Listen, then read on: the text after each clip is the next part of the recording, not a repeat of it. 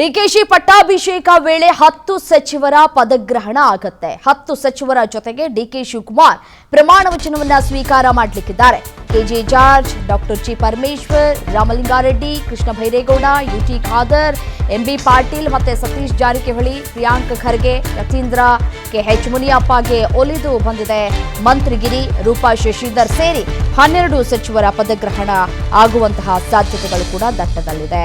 ನೋಡಿ, ಡಿಕೆ ಶಿವಕುಮಾರ್ ಪಟ್ಟಾಭಿಷೇಕದ ಸುತ್ತ ಈಗ ದೆಹಲಿ ಹೈಕಮಾಂಡ್, ಪ್ರಾದೇಶಿಕ ಸಮೀಕರಣ, ಜಾತಿ ಬ್ಯಾಲೆನ್ಸ್, ಹಳೆಯ ನಿಷ್ಠಾವಂತರ ಒತ್ತಡ ಇವೆಲ್ಲ ಒಂದೇ ಟೇಬಲ್ ಮೇಲೆ ಬಿದ್ದಿದೆ.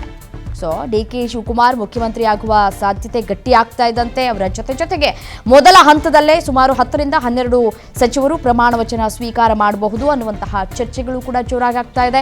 ಸೊ ನೋಡಿ, ಕೆಜೆ ಜಾರ್ಜ್ ಅವರು ಬೆಂಗಳೂರು ರಾಜಕಾರಣದಲ್ಲಿ ಡಿಕೆಶಿಗೆ ಅತ್ಯಂತ ವಿಶ್ವಾಸಾರ್ಹ ನಾಯಕರು ಅಂತಂದ್ರೆ ಕೆಜೆ ಜಾರ್ಜ್.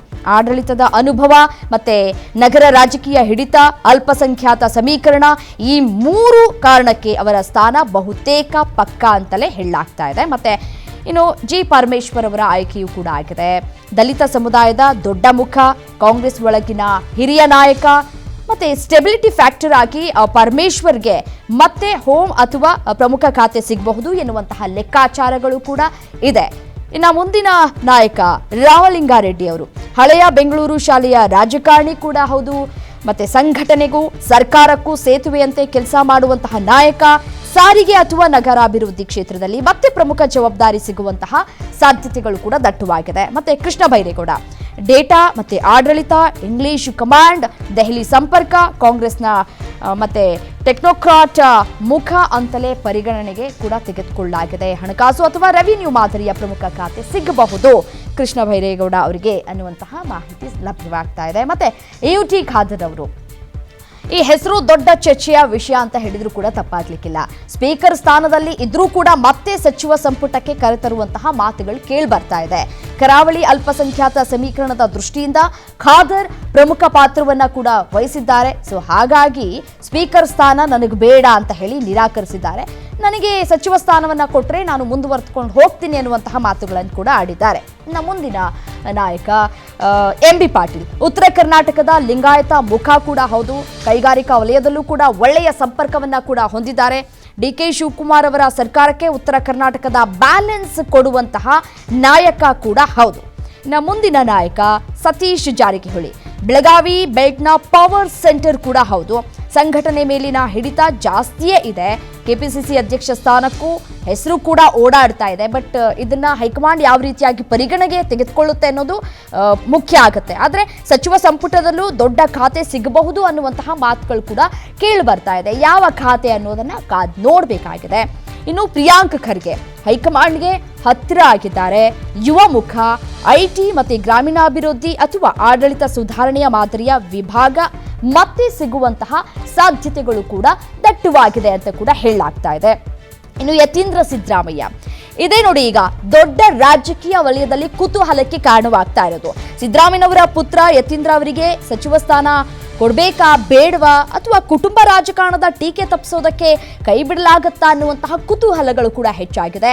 ಕೆಲ ಮಾಹಿತಿಯ ಪ್ರಕಾರ ಸಿದ್ದರಾಮಯ್ಯ ಮಗನಿಗೆ ಹುದ್ದೆ ಬೇಡ ಅನ್ನೋ ಸಂದೇಶವನ್ನ ಕೊಟ್ಟಿದ್ದಾರೆ ಅನ್ನುವಂತಹ ಮಾಹಿತಿ ಇದೆ. ಬಟ್ ಆದರೆ ಸಿದ್ದರಾಮಯ್ಯನವರು ಪದತ್ಯಾಗ ಮಾಡುವಂತಹ ಸಂದರ್ಭದಲ್ಲಿ ನನ್ನ ಮಗನಿಗೆ ಯಾವುದಾದ್ರೂ ಒಂದು ಸ್ಥಾನಮಾನವನ್ನ ಕೊಡಬೇಕು ಅಂತ ಹೇಳಿ ಹೈಕಮಾಂಡ್ನ ಮುಂದೆ ತಮ್ಮ ಬೇಡಿಕೆಯನ್ನ ಇಟ್ಟಿದ್ದಾರೆ ಅನ್ನುವಂತಹ ಮಾಹಿತಿಯೂ ಕೂಡ ಇದೆ. ಬಟ್ ಅಂತಿಮ ಕ್ಷಣದಲ್ಲಿ ರಾಜಕೀಯ ಸಮೀಕರಣ ಬದಲಾಗಬಹುದು, ಕಾದ್ ನೋಡಬೇಕು. ಮತ್ತೆ ಕೆಎಚ್ ಮುನಿಯಪ್ಪ ಒಕ್ಕಲಿಗ ಮತ್ತೆ ದಲಿತ ಹಿರಿಯ ನಾಯಕತ್ವ ಸಮತೋಲನದಲ್ಲಿ ಮುನಿಯಪ್ಪ ಪ್ರಮುಖರು ಕೂಡ ಹೌದು.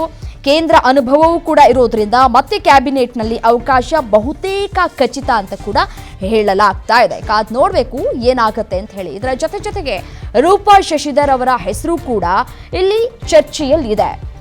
ಮಹಿಳಾ ಪ್ರತಿನಿಧಿಯನ್ನ ಹೊಂದಿರುವಂತಹ ವಿಚಾರಕ್ಕೆ ಸಂಬಂಧಪಟ್ಟಂತೆ ಕಾಂಗ್ರೆಸ್ ಮೇಲೆ ಸಾಕಷ್ಟು ಒತ್ತಡಗಳು ಕೂಡ ಇದೆ. ಮಹಿಳೆಯರಿಗೂ ಕೂಡ ಆದ್ಯತೆಯನ್ನ ಕೊಡಿ ಅಂತ ಹೇಳಿದೆ. ಸೊ ಅದಕ್ಕಾಗಿ ರೂಪಾ ಶಶಿಧರ್ ಅವರ ಹೆಸರು ಕೂಡ ಚರ್ಚೆಗೆ ಬರ್ತಾ ಇದೆ.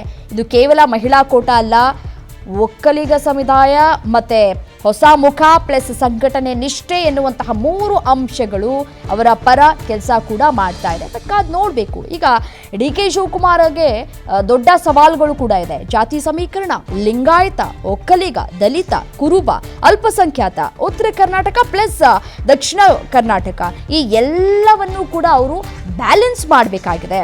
ಸಿದ್ದರಾಮಯ್ಯ ಬಣ ವರ್ಸಸ್ ಡಿ ಕೆ ಶಿ ಬಣ.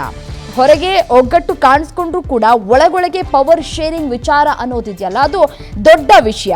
ಹೈಕಮಾಂಡ್ ಹಸ್ತಕ್ಷೇಪ ಮಾಡುವಂತಹ ಸಾಧ್ಯತೆಯೂ ಕೂಡ ದಟ್ಟವಾಗಿದೆ. ದೆಹಲಿಯ ಅಂತಿಮ ಒಪ್ಪಿಗೆ ಇಲ್ಲದೆ ಸಂಪುಟ ಪಟ್ಟಿ ಫೈನಲ್ ಆಗೋದಿಲ್ಲ.